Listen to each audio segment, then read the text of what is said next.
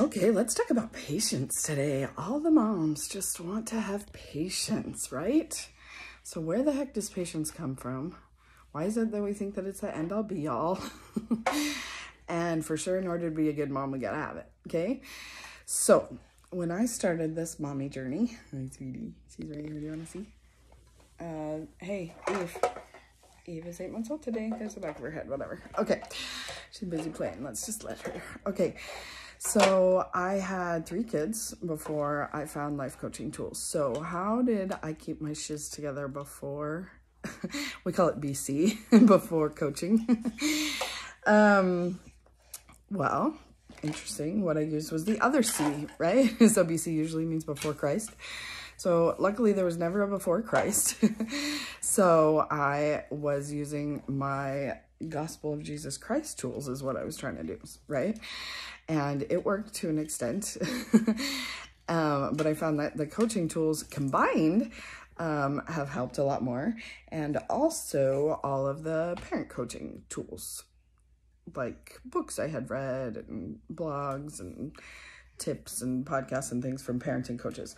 So when I decided to become a coach, I wanted to combine all that, right? The Gospel of Jesus Christ, life coaching tools, and parenting tools, right?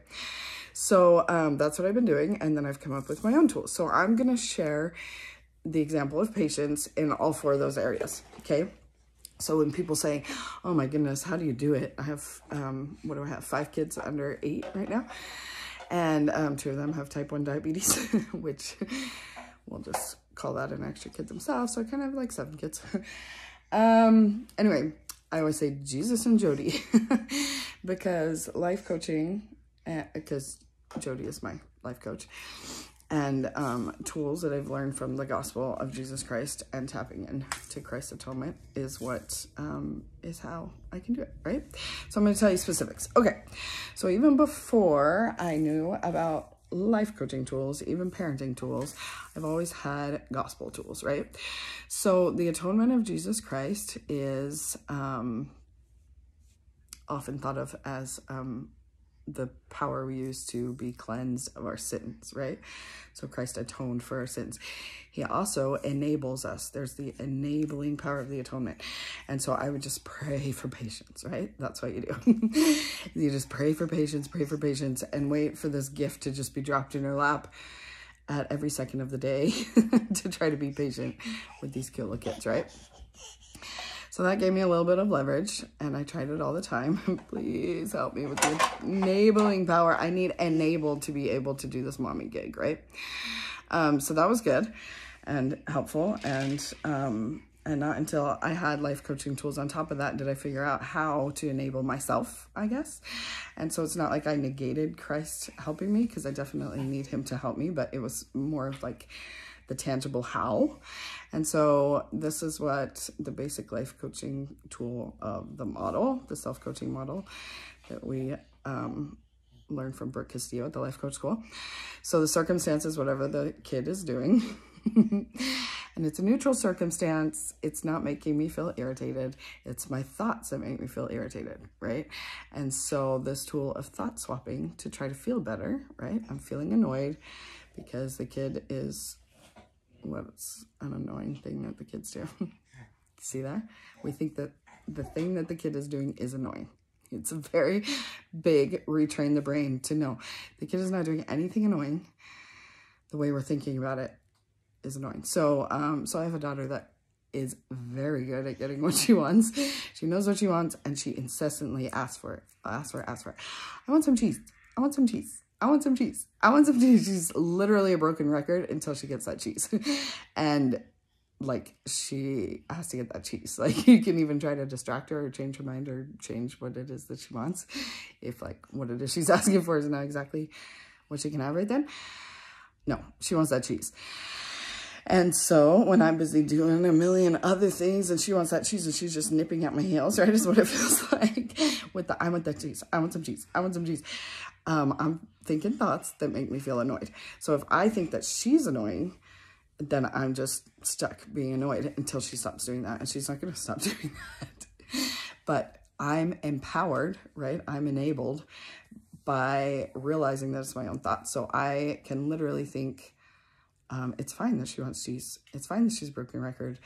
Or I can think things that just help me kind of tune it out. Like I need to focus on what I'm doing, like make sure my thoughts are on what I'm doing. And then I can get to her, and her in the background, doesn't have to be so annoying depending on my own thoughts. And I know that's true because it doesn't annoy my husband. He's much more tunnel vision and can focus on what he's doing and then get to the nipping toddler, right? So, so there's that tool, right? To manage our own thoughts, thought swap, whatever, to feel how we want to feel. That's very helpful. And then there's parenting tools, right? Tips, tricks, and tools that we learn from the parenting experts that help us do things like, all she wants is cheese. Like, all you have to do is acknowledge that she wants cheese, right? So she's like, I want cheese, I want cheese, I want cheese. And I'm not really listening. It's just sort of running in the background. And my thoughts about it are running in the background. And then I'm starting to get annoyed. But if I can, like, pay attention to her, and look at her and say, yes, you want cheese. I will get you cheese as soon as I'm finished with this. Then maybe she might stop doing that, right? And so I find that a lot of the parenting tools are trying to control our kids so that we can feel better, which is great. Like sometimes we need to quote unquote control them. Like we need them to behave a certain way or get a certain amount of cooperation so that we can get in the car or whatever it is, or get to bed or brush their teeth, whatever it is, you know? So those tips and tricks and tools are all very helpful. So you can just kind of combine them all together and make your own tricks and tips and tools. And so that's what I've been doing as a life coach and as a mom with me as my first client, right? So all that leading up to patience, right? That's what we were trying to work on here. So I guess, so here's the example, right? We're praying for patience, right? That's how we first use the first tool. We want patience in our feeling line. So we got to swap out our thoughts. What can I think so that I can feel patient while I get this finished and then I can get to her cheese? What's the third one? Oh, parenting techniques. There's things like for patience, you know.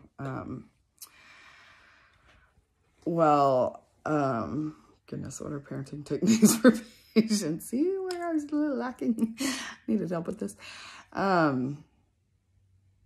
Oh yeah, I already gave you one, right? To like actually, to acknowledge her, right? Acknowledge what she wants. Another one is give her a choice, you know? So maybe she can't have cheese. So I could be like, well, do you want to play with this toy or do you want to read this book? Like if we're out somewhere and there's no cheese or, you know, whatever. And so if I can give her a choice, maybe she can stop asking for cheese and then I can feel a little more patient. Like I feel more patient because I'm empowered with the parenting tool trick that can help the situation, right? So these are all options, right? And then I've merged them all together to make my own tool. So patience is what we think we want, right? So one of my tools is to just accept where you are. So accept who you are, accept that you are not your behavior. You are a daughter of God. And you are like, I am a good mom, right? That's what, oh, speaking of patience, let's get it going on right now. We got more people waking up.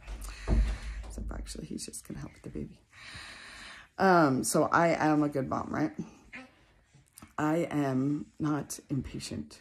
Like labeling ourselves with a character trait that's not even true is never helpful. And you know it's not helpful because you run it through that model. And when you think I'm impatient, you show up even worse and you feel terrible. And your result is that you are an impatient mom, according to your standard, right? And so we're trying to believe that we are a good mom to get the result of being a good mom, right? That's my big kick right now. Oh, baby. And so, so labeling ourselves as impatient is not helpful at all. And if you don't believe that you are patient, you can start working on that. Put I am patient in your thought line until you believe it. Or like my favorite hack, you know, you just lost it on your kid. And so you're labeling yourself again. I'm a terrible mom. I'm impatient.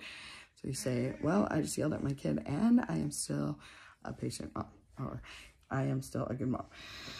I was about to get on my good mom tangent. You can hear all about that in the good mom videos. So let me stay focused on patience. Okay, so to be patient, you have to believe that you are patient, which your brain's not exactly going to believe at first, but that's the coaching and all the other tools mixed together, that's what we get figured out, okay?